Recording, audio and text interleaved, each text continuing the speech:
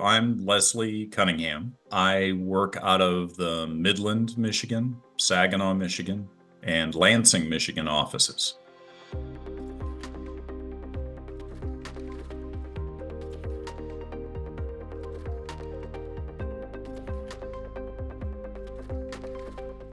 I started seeing men with vein disease when I was a young surgeon in the Navy.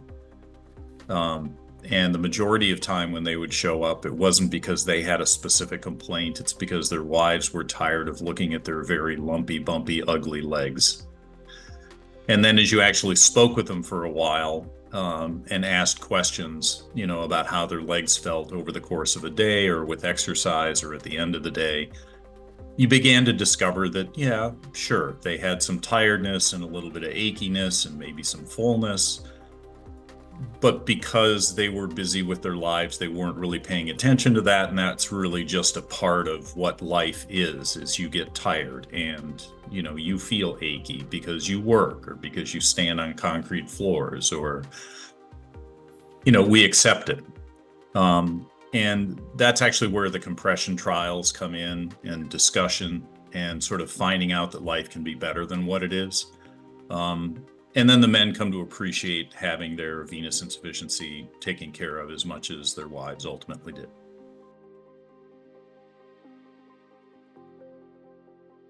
Venous insufficiency, what is not sufficient, what is broken. The reference is really to the little one-way valves inside the veins that allow them to do their primary job, which is return blood to the heart.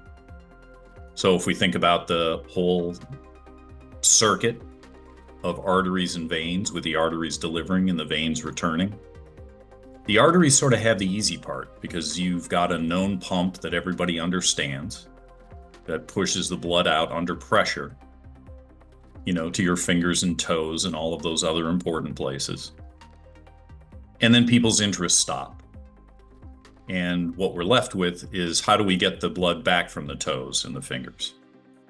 And much of that work is done against gravity. And we don't really think about the system that allows that to happen.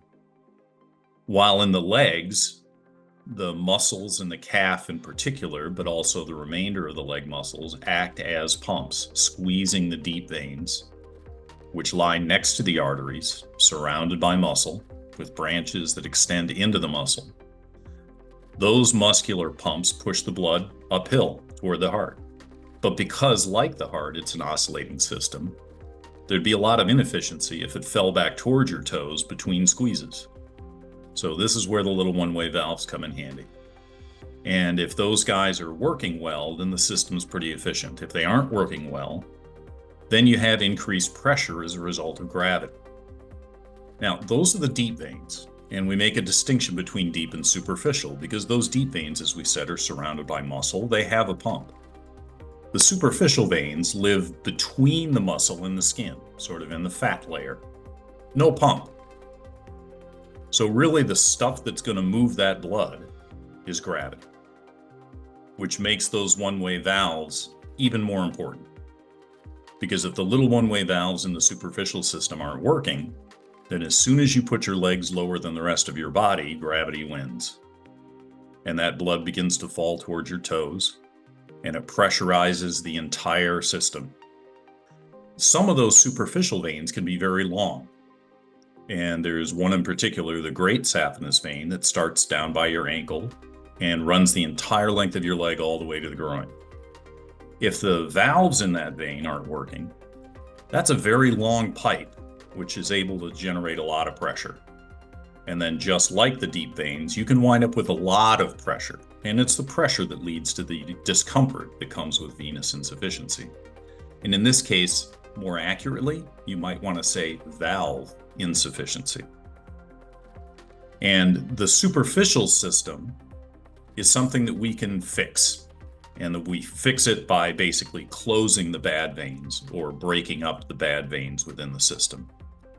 The deep veins, on the other hand, if the valves become disturbed or don't function, which can happen either as the result of an inherited problem or as the result of a deep vein thrombosis where clot forms in the deep veins, and can actually lead to scarring of those valves in the deep system where they no longer work.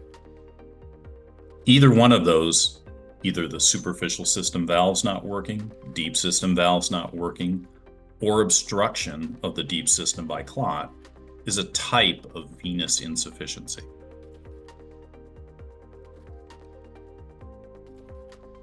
Well, it's hard. So the fact that you can't shouldn't be a surprise, because I have the same problem. So when somebody shows up in the office and their legs hurt and they don't know why, that's where we have to start. And it all starts by asking questions about the time that the pain bothers them, where it's located, the nature of the pain. Is it tingly? Is it burny? Is it achy? All of those things are difficult. And the only tool that we have that is helpful to me in terms of making a differentiation between a lot of the things that can cause very similar symptoms is the story that the patient tells, followed by an ultrasound, which is useful for the venous stuff, and then an experiment that the patient, in this case, has to run themselves. We provide some kind of compression that, by squeezing the leg, hopefully very comfortably, lowers the pressure in the veins, and as a result, should make the legs feel better over the course of the day. If it does what it's supposed to do, and it generally does, lower the pressure in the venous system. It won't affect, typically, issues related to nerves, such as sciatica, lumbar spine disease, peripheral neuropathy, which is where the nerves can be damaged by things like diabetes or chemotherapy, or mechanical irritation from things like ankle problems or foot problems. Sometimes people with neuropathy don't tolerate the compression at all because of how sensitive they are to pressure. The arterial side is a little bit easier. So when we think about common problems in the legs, statistically, nerve stuff, and then vein stuff.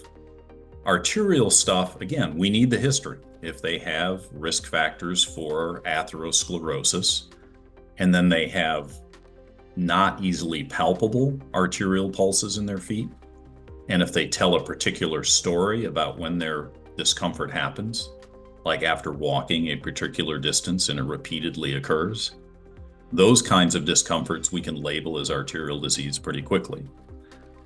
My experience is that a good conversation gives us a direction and then allows us to make some choices about what the next step is. For arterial disease, it's some non-invasive testing using blood pressure cuffs, where we squeeze the leg and measure the blood pressure at different levels in the legs. We don't do that, but we can certainly get somebody to a place where it can be done.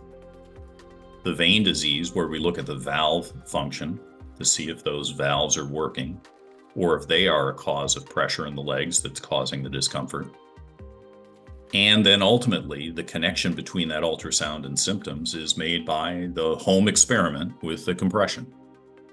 And so on me is teaching how to use compression, how to find comfortable compression, and then to play cheerleader so that you don't give up on the compression before you have a chance to figure it out.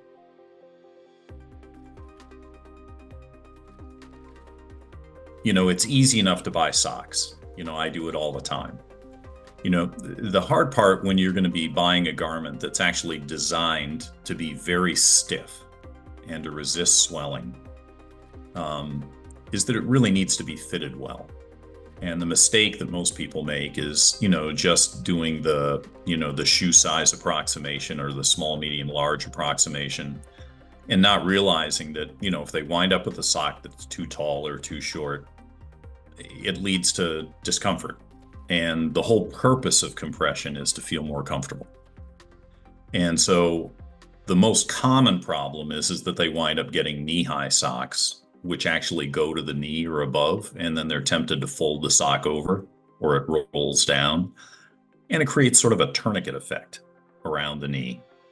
And what we really want is for the sock to lay flat, somewhere at or just above the widest part of the calf, so that once it's on, And if it's fitted correctly, it just stays put. You kind of forget it's there. And the only thing you notice is that at the end of the day, your legs feel better than they did on the days that you wear it compared to the days that you don't.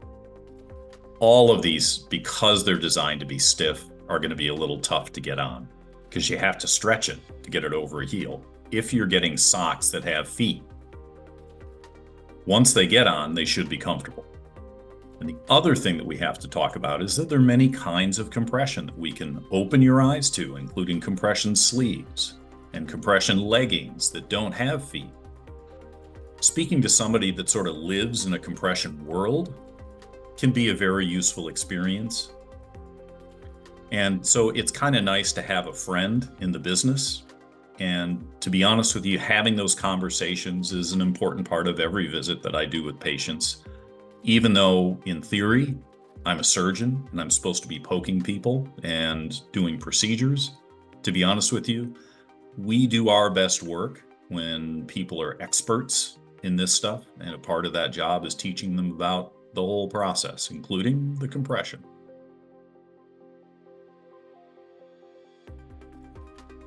I would say that it's incredibly common. When you look at sort of big numbers, it's always hard to sort of tell what's common in a huge population because, we always sample the populations in different places. So, the number that gets thrown around a lot is about a third of adults, are running around with venous insufficiency. And that comes in flavors. And so, again, when we say venous insufficiency, what we really mean is that the small valves that live inside the veins are not doing their job in terms of preventing the blood from being pulled towards the feet under the influence of gravity. Normally, that flow should only go north. And as a result, the valves keep the pressure within the venous system low. When those valves don't work, then you have elevated pressures.